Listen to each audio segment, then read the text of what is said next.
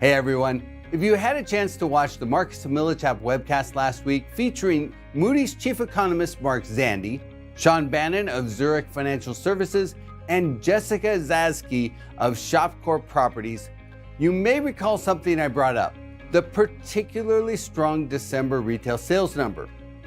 And on the webcast, Mark Zandi shared his opinion on what we should expect for retail sales through 2024. If you missed the webcast, you can still catch the replay by going to our website, marcusmillichap.com, and registering to watch. So for the video this week, I'm going to dive into the retail sales numbers and share some insights on what the trends mean for commercial real estate. As I mentioned on the webcast, core retail sales were up by 3% year over year as of December on an inflation-adjusted basis. Naturally, not every retail subsegment is performing the same. Furniture and building material sales have really lagged the broader trend, while sporting goods and food and beverage retail sales were modestly negative compared to December 2022. On the other side of the equation, non-store or internet retail sales are up 6.8%, while electronics surged by 7.8% and restaurant and bar sales shot up by 8.2%. But the interesting thing here is that electronic sales have only been positive for 2 months when measured on a year-over-year basis, November and December. Prior to that, they were running negative for 20 months straight.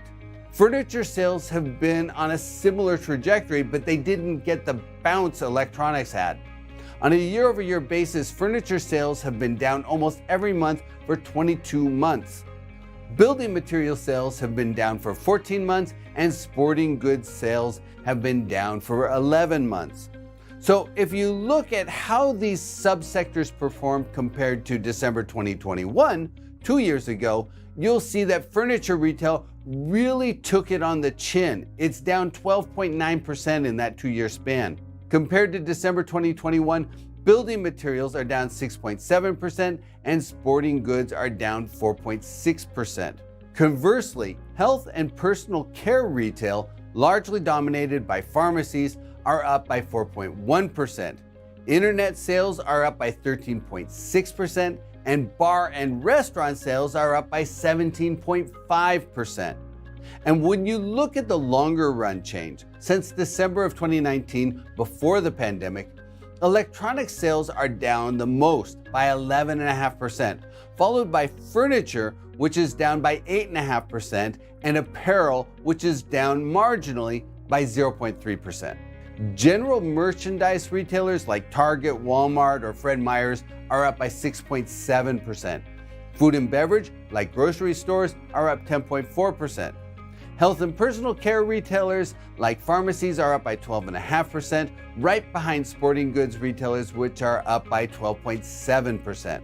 Building materials retailers like Home Depot are up by 14.6%, mostly driven by the pandemic surge in 2020 when people were stuck at home and did a lot of remodeling.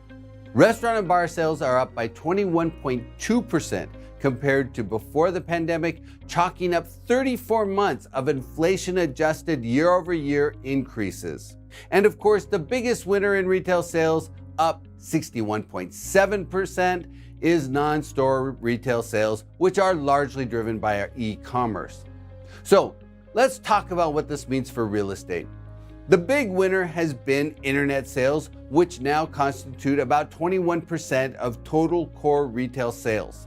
And internet sales drive industrial demand. We saw that play out through the pandemic. Industrial absorption surged in 2020 and 2021 when internet sales were growing by 30 to 40% on a year-over-year basis. But over the last 12 months, internet sales have been growing by just 3.7% on average, and space absorption has tapered accordingly. Looking forward, I expect e-commerce to continue to grow, and that should also continue to drive positive absorption for industrial properties. Now, as I mentioned earlier, restaurant and bar sales was the fastest growing retail segment compared to last year and the year before on an inflation-adjusted basis. And when you look at restaurant sales compared to grocery sales, the restaurant sector has hit overdrive. Back in 2015, total restaurant and bar sales overtook grocery store sales for the first time. Then in 2020, during the pandemic, bar and restaurant sales plummeted while grocery store sales surged.